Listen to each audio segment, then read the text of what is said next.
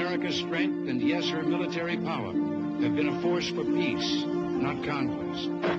By keeping our military strong, by using force where we must, America is making a difference for people here and around the world. Our cause is just. I was in the Pentagon when we got hit.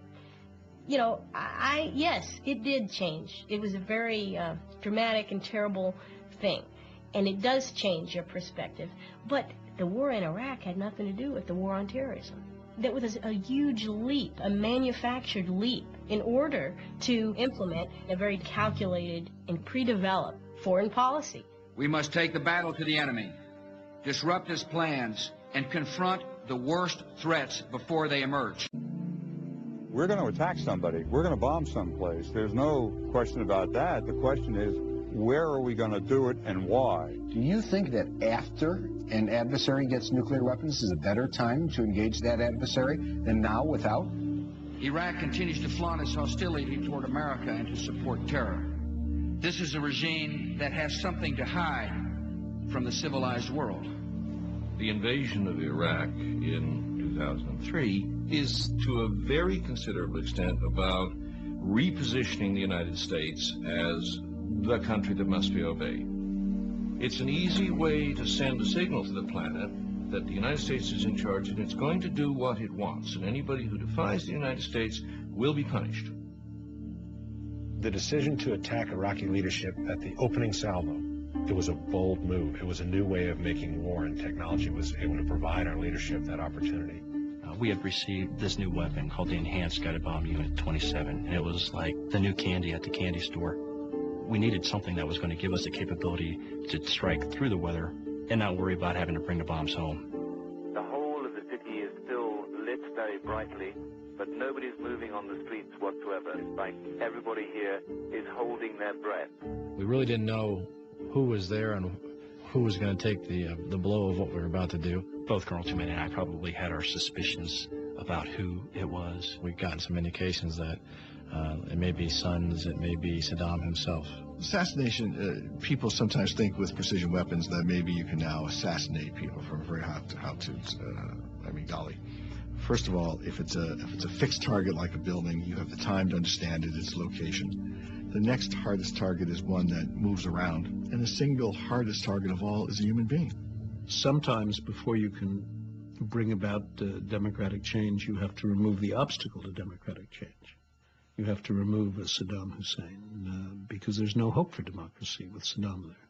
The point in many ways for these guys wasn't just to topple Saddam. The corporate interests that stand to benefit are so intertwined and interwoven with the political forces that the financial elites and the political elites have become the same people. You do have to follow the money. If you follow the money here, it's not so much that Halliburton wanted a war, so they told Dick Cheney to go get one for him. It wasn't that. But you do get a willingness to go to war. American people who have a son or a daughter that's going to be deployed and maybe shot at, maybe killed or maimed in Iraq, they look at the cost benefit and they go, I don't think that's good. But when politicians who understand contracts, future contracts, when they look at war, they have a different cost benefit analysis.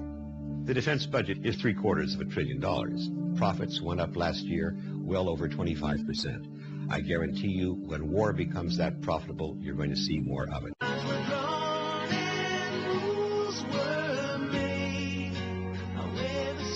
You know, the whole idea of you can be all you can be if you join the army. We appeal to people's self-interest and then put them into a situation which is based on self-sacrifice. Is why cynics in Washington say, we know Saddam Hussein had weapons of mass destruction, we have the receipts. This is what we mean by blowback. He remained a friend of ours right up to his invasion in the summer of 1990 of Kuwait. We became alarmed when he invaded Kuwait that he could also go on and invade Saudi Arabia itself. The largest reserves of oil on earth. We stationed troops in Saudi Arabia. It was a mistake in every sense of the term.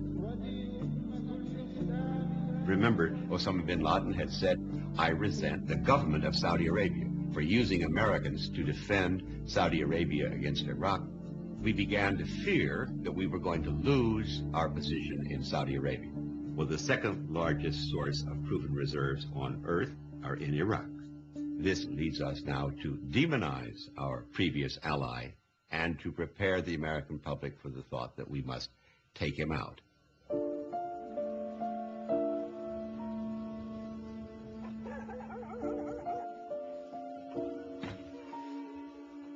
I'm retired Air Force Lieutenant Colonel, retired from the military after 20 years.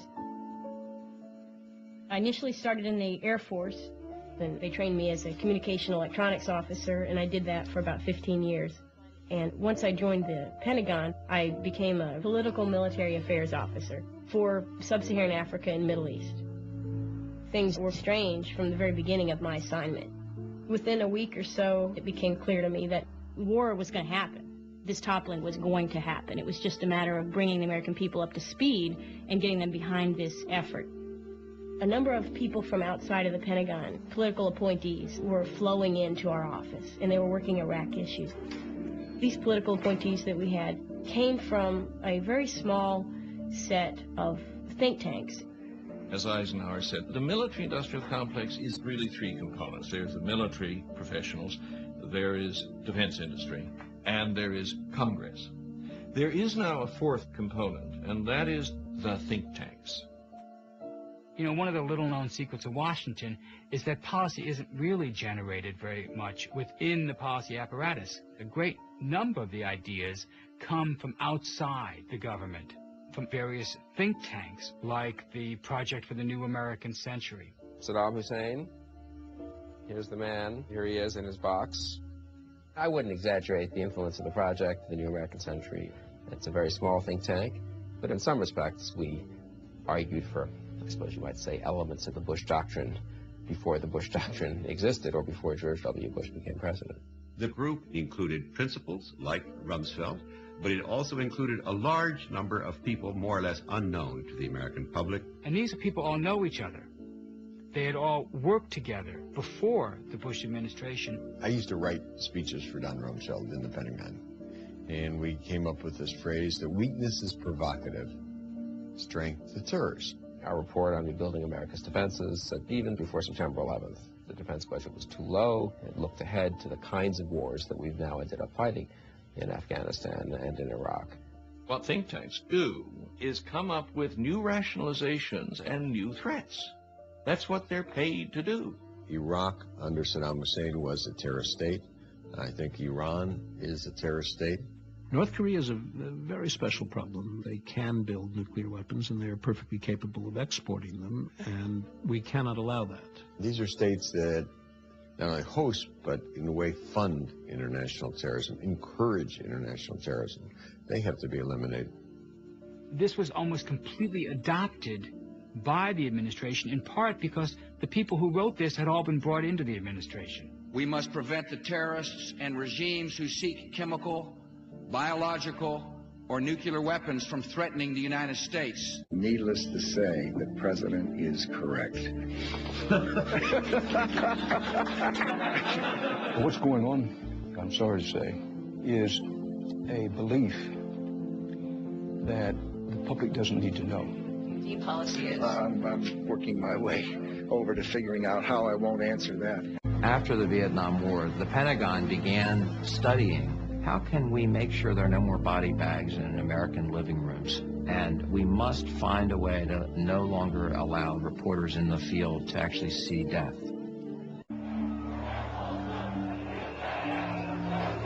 In February of 2003, 10 million people around the world marched to demonstrate against the war in Iraq, the largest demonstrations in British history, 2 million in London, 400,000 in New York City, 1 million each in Berlin, Madrid, Rome.